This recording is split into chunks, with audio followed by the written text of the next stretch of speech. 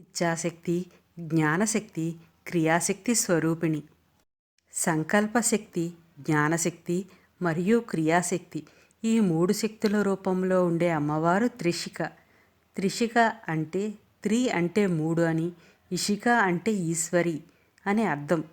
ముగ్గురు ఈశ్వరులుగా ఉండే అమ్మవారు అనగా ఒక పని చెయ్యాలి అనే కోరిక కలగడం ఇచ్ఛాశక్తి.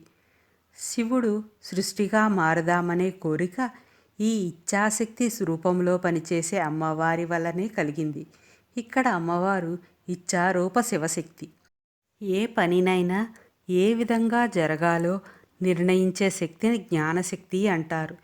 తాను కాబోయే సృష్టి స్వరూపం విశేషాలు ఎలా ఉండాలో, ఎలా జరగాలో నిర్ణయించే శివునిలోని ఈ జ్ఞానశక్తి వల్లే కలుగుతుంది. ఇక్కడ అమ్మవారు జ్ఞానరూప శివశక్తి. కార్యాచరణను సూచించే శక్తిని క్రియాశక్తి అంటారు. ఈ క్రియాశక్తి ద్వారానే శివునిలోంచి సృష్టి వ్యక్తమయ్యింది. ఇక్కడ అమ్మవారు కార్యాచరణ రూప శివశక్తి. ఈ విధంగా మూడు శక్తుల ఆధారభూతమై మూడింటిపై ఆధిపత్యం వహిస్తూ మూడింటిని సమన్వయించే శక్తి స్వరూపిణి అయిన అమ్మవారిని సూచించేదే ఈ నామం. శ్రీచక్రంలో బిందువుకు దగ్గరలో ఉండే త్రిభుజ త్రికోణాల వద్ద ఈ మూడు శక్తులను సూచించే దేవతలే కామేశ్వరి, వజ్రేశ్వరి, భగమాలిని.